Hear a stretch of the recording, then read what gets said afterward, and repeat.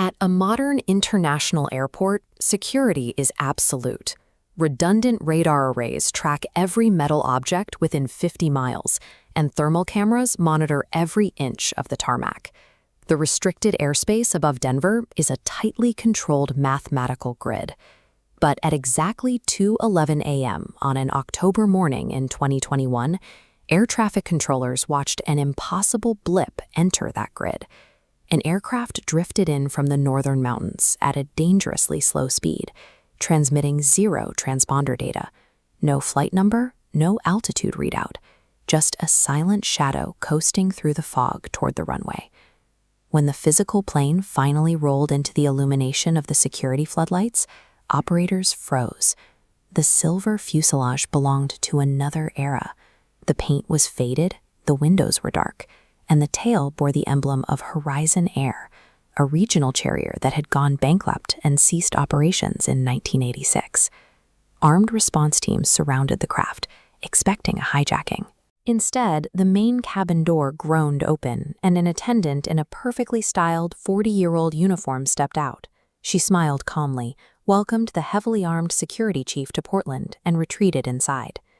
The emergency crews that boarded found 42 passengers sitting quietly in the dim cabin, perfectly calm, waiting for a weather delay to clear. None of the people on board understood why the rescue workers looked terrified. As far as the passengers were concerned, they were still in the middle of a freezing December night in 1986. Historical logs quickly matched the arrival.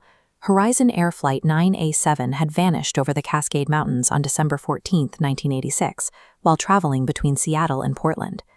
35 years of search efforts had yielded no wreckage, no distress calls, and 0 survivors. Federal transportation investigator Noah Briggs was brought in under heavy secrecy. He initially treated the arrival as an elaborate hoax or an illegal test of classified military tech. He assumed someone had salvaged an old fuselage and drugged a brood of actors. But the passenger manifests destroyed any rational theory. Noah interviewed a woman named Sarah Mitchell. The Federal Archives held her official 1986 death certificate, meaning she should have been approaching 70 years old. Yet the woman sitting in the containment ward was biologically exactly 32. The environment itself seemed to reject their presence. Whenever the surviving passengers were gathered in a room, digital security cameras would glitch into heavy static, and every analog clock in the immediate vicinity simply stopped ticking. Flight 9A7 hadn't crashed. The people inside that cabin had been held in an absolute temporal vacuum. For 3.5 decades, they experienced no physical aging, no biological decay, and no passage of time. Under questioning, every single passenger repeated the same story. During heavy turbulence over the snowy mountains, the sky outside went pitch black. Then, a second aircraft pulled up right beside them, a plane of the exact same model, carrying the exact same airline logo, but completely dark. Noah recovered the functioning black box from the 1986 cockpit. The audio recording confirmed the passengers' accounts. Amidst normal flight chatter, the co-pilot suddenly whispers a single, chilling question. Why are we still seeing ourselves? The recording then captures proximity alarms screaming in the background. But instead of the pilot responding, a completely unknown, unnervingly calm voice broadcasts over the internal comms. Do not change course. After that, there is only the sound of sudden terror from the crew, and then 35 years of dead air. The surviving passengers began to exhibit disturbing behavior inside medical containment. One man, Thomas Green, developed an unnatural, permanently fixed smile. At exactly 2:11 a.m., security footage caught him stepping into an isolated hallway, looking at the camera, and disappearing in a single blink of static. The cockpit recording and Thomas Green's vanishing point to a deliberate interception. This entity creates a physical copy of its target and waits for the moment to step into their place. Digging into buried Federal Aviation archives, Noah discovered a pattern. Since 1952, 6 other commercial and military flights across the globe had vanished under identical circumstances. In every case, the pilots radioed in a sighting of a duplicate aircraft right before radar contact was lost. Only one of those vanished flights ever came back.